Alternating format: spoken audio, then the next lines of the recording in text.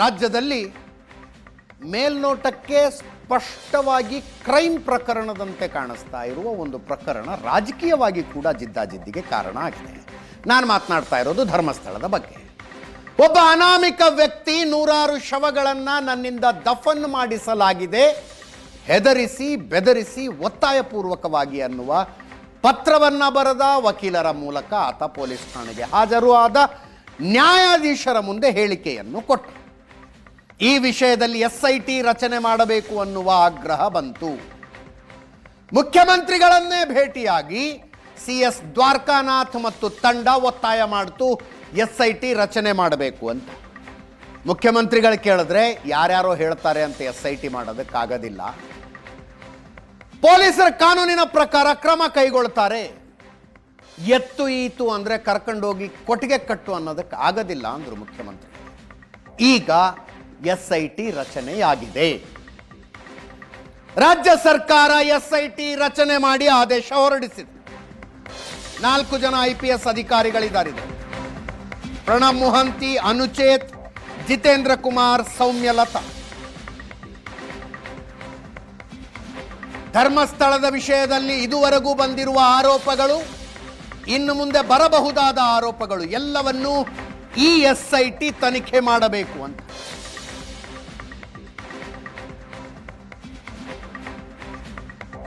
ಈ ವಿಷಯದಲ್ಲೂ BJP versus Congress.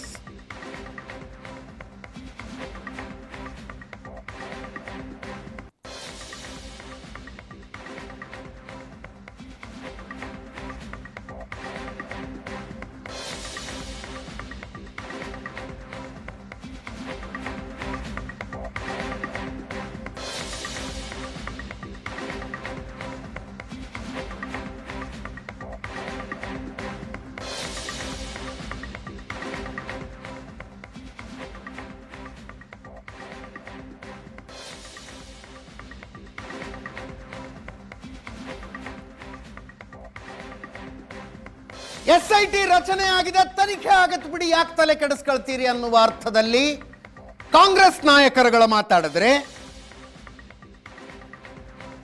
BJP ನಾಯಕರುಗಳು ಇದರಲ್ಲಿ ಕೆಲವು ಪ್ರಶ್ನೆಗಳನ್ನು ಕೇಳ್ತಾ ಇದ್ದಾರೆ. ಹಿಂದೂಗಳ ಪವಿತ್ರ ಸ್ಥಳದ ವಿಷಯದಲ್ಲಿ ವಿಡಿಯೋ ಮಾಡಿ ಅಪ್ಲೋಡ್ ಒಬ್ಬ ಮುಸ್ಲಿಂ ಮಾಡ್ತಾ ಇದ್ದಾನೆ. ಕೇರಳದ ಕಮ್ಯುನಿಸ್ಟ್ ಸರ್ಕಾರ ಈ ವಿಷಯದಲ್ಲಿ ಮುತುವರ್ಜಿ ವಹಿಸ್ತಾ ಇದೆ. ಏನು ಸಂಬಂಧ? ಅಯ್ಯಪ್ಪ ದೇವಸ್ಥಾನದ ವಿಷಯದಲ್ಲಿ ಕೇರಳ ಸರ್ಕಾರ ಹೆಂಗ್ ನಡ್ಕೊಂಡಿತ್ತು ಅನ್ನೋದು ಎಲ್ಲರಿಗೂ ಗೊತ್ತು. ಅವರ್ಯಾಕೆ ಈಗ ಕರ್ನಾಟಕ ವಿಚಾರಕ್ಕೆ ಮೂಗು ತೂರಿಸಬೇಕು?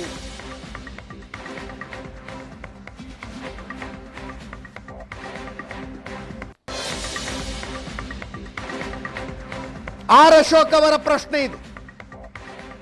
MB ಪಾಟೀಲ್ ಹೇಳ್ತಾರೆ ತನಿಖೆ ಮುಗಿಯೋ ತನಕ ತೀರ್ಮಾನಕ್ಕೆ ಬರೋದು ಬೇಡ ಅಂತ. ಇಷ್ಟೆಲ್ಲ ಆದಮೇಲೆ ಸರ್ಕಾರ ಸುಮ್ಮನೆ ಕುಂತ್ರೆ ಏನಂತಾರೆ ಹೇಳಿ? ಗಂಭೀರ ಸ್ವರೂಪದ ಆರೋಪ ಬಂದಿದೆ, ಸತ್ಯಾಸತ್ಯತೆ ಗೊತ್ತಾಗಬೇಕು.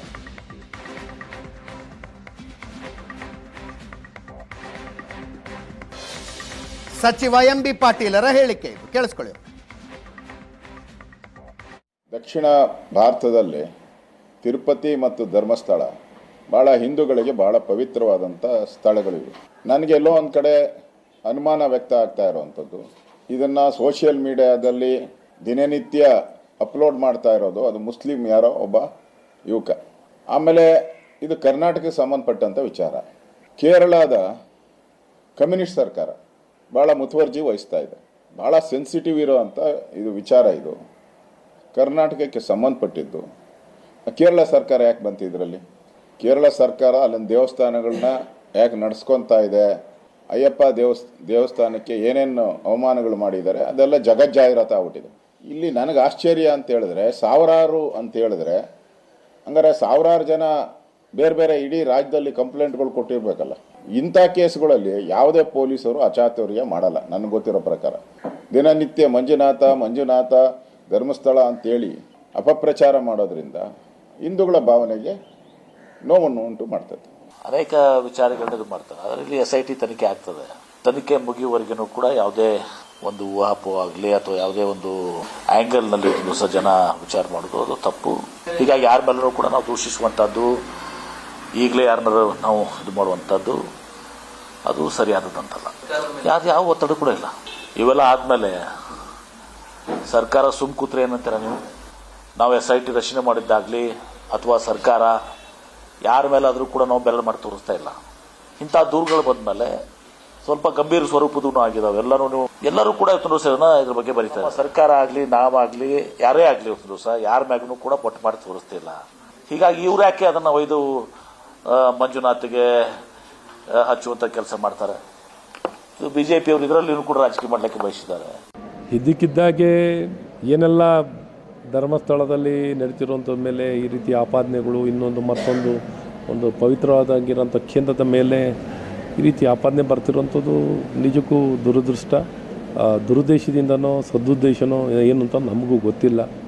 ಆದರೆ ಈ ಪುಣ್ಯಕ್ಷೇತ್ರದ ಮೇಲೆ ಈ ರೀತಿ ರಾತ್ರೋರಾತ್ರಿ ಇದ್ದಕ್ಕಿದ್ದ ಹಾಗೆ ಎಲ್ಲ ಒಂದು ಕಡೆ ವ್ಯವಸ್ಥಿತವಾಗಿ ಪಿತೂರಿ ಮಾಡ್ತಿದ್ದಾರಾ ಅಥವಾ ದುರುದ್ದೇಶದಿಂದ ಒಳಗೊಂಡಿದೆಯಾ ಅಂತ ಅನುಮಾನಗಳು ನಮ್ಮೆಲ್ಲ ಕಾಡ್ತಿದೆ. ವಿಚಾರನೇ ಪ್ರಶ್ನೆತೀತವಾಗಿರ್ಬೇಕಾದ್ರೆ ಇವರು ಏನು SITಗಳು ಇನ್ನೊಂದು ಮತ್ತೊಂದು ಇಂಥ ನಂಬಿಕೆ ಕೇಂದ್ರಗಳ ಮೇಲೆ, ನಂಬಿಕೆ ಸ್ಥಳದ ಮೇಲೆ ಈ ರೀತಿ ಅಪನಂಬಿಕೆ ತರುವಂಥ ಪ್ರಯತ್ನಗಳನ್ನು ಸಹ ಖಂಡನೀಯವಾಗಿದೆ. ಈಗ ಅದನ್ನು ಹೋಮ್ ಮಿನಿಸ್ಟ್ರು ಹ್ಯಾಂಡಲ್ ಮಾಡ್ತಾ ಇದ್ದಾರೆ. ಒಳ್ಳೆ ಹಿರಿಯ ಆಫೀಸರ್ಸ್ನೇ ಹಾಕಿದ್ದಾರೆ, ಅನುಭವ ಆಫೀಸರ್ಸ್ನೇ ಹಾಕಿದ್ದಾರೆ. ಖಂಡಿತ ಅವರು ಮಾಡ್ತಾರೆ, ಏನು ಬೇಕೋ ಅದನ್ನು ತನಿಖೆ ಮಾಡ್ತಾರೆ. BJP ಅವರು ಹೆಂಗೆ ನಡ್ಕೋಬೇಕು ಅಂತ ಹೇಳಿ ಹಂಗೆ ನಡ್ಕೊಳ್ಳೋಣ. ಧರ್ಮದ ರಾಜಕಾರಣ ನನಗೆ ನಿಮ್ಮ ಭಾಷೆನೂ ಅರ್ಥ ಆಗ್ತಾ ಇಲ್ಲ, BJP ಅವ್ರ ಭಾಷೆನೂ ನಂಗೆ ಅರ್ಥ ಆಗ್ತಾ ಇಲ್ಲ. ನನಗೆ ಭಾಷೆ ಯಾರೋ ಹೋಗಿ ಒಂದು ಕೋರ್ಟಲ್ಲಿ ಏನೋ ಒಂದು ಸ್ಟೇಟ್ಮೆಂಟು ಒಂದು 15 ವರ್ಷ ಆದಮೇಲೆ ಕೊಟ್ಟಿದ್ದಾನೆ ಅನ್ನೋದು ನನಗೊಂದು ಗೊತ್ತಿದೆ.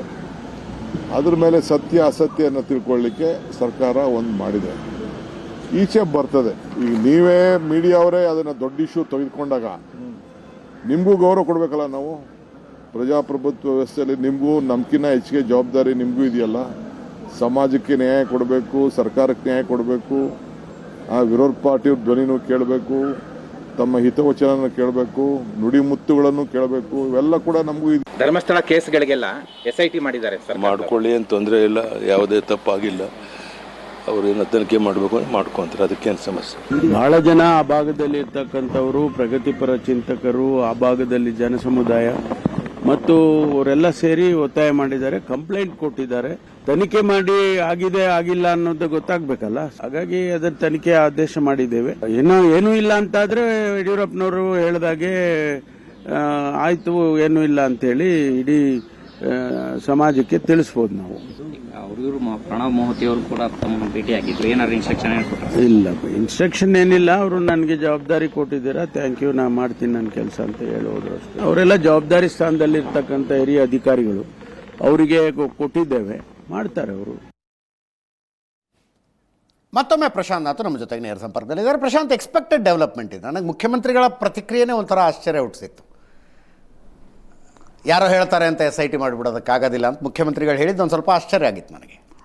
ಅದೇ ನೋಡಿ, ಇಂಥ ಯಾವುದೇ ಪ್ರಕರಣದಲ್ಲಿ ಆರೋಪಗಳು ಬಂದಿರತಕ್ಕಂಥ ಸಂದರ್ಭದಲ್ಲಿ ಸರ್ಕಾರದ ಮತ್ತು ಪೊಲೀಸರ ಕರ್ತವ್ಯ ದೂದ್ ಕಾ ದೂದ್ ಪಾನಿ ಕಾ ಪಾನಿ ಆಗಬೇಕು ಅಂತಕ್ಕಂಥ, ನೋ ಡೌಟ್. ಯಾಕಂದರೆ ಇದೊಂದು ಗಂಭೀರವಾಗಿರ್ತಕ್ಕಂಥ ಆರೋಪವಾಗಿತ್ತು. ಈ ರೀತಿ ಒಬ್ಬ ವ್ಯಕ್ತಿ ಬಂದು ಇಲ್ಲ ನಾನು 15 ವರ್ಷ ಅನೇಕ ಶವಗಳನ್ನು ಹೂಳಿದ್ದೆ ಅಂತಕ್ಕಂಥದ್ದು ರಾಷ್ಟ್ರದಾದ್ಯಂತ ಕುತೂಹಲಕ್ಕೂ ಕೂಡ ಕಾರಣ ಆಗಿತ್ತು. ಹೌದು.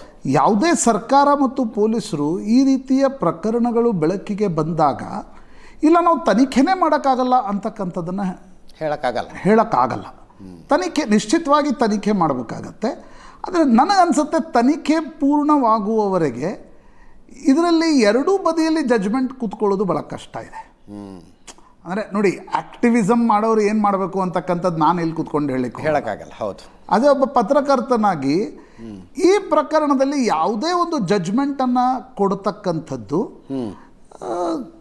ಇಡೀ ತನಿಖೆ ಪೂರ್ಣಗೊಂಡ ಮೇಲೆ, ವರದಿ ಬಂದ ಮೇಲೆ ಸ್ಪಷ್ಟ ಆಗಬೇಕೇ ಹೊರತು ಈಗಲೇ ಏನನ್ನೂ ಕೂಡ ಹೇಳೋಕ್ಕಾಗಲ್ಲ. ಬಟ್ ಸರ್ಕಾರದ ಏನೊಂದು ನಿರ್ಣಯ ಇದೆ, ದಿಸ್ ಇಸ್ ರೈಟ್.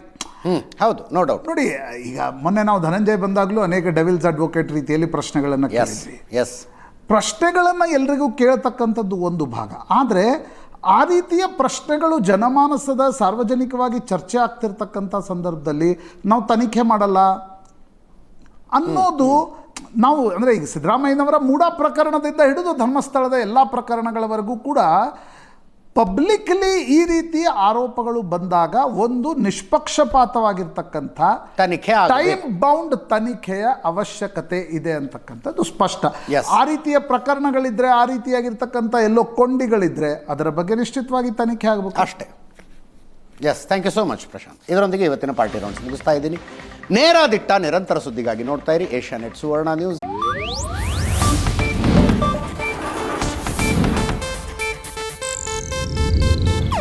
ಇದು ಏಷ್ಯಾನೆಟ್ ನ್ಯೂಸ್ ನೆಟ್ವರ್ಕ್ ಪ್ರಸ್ತುತಿ.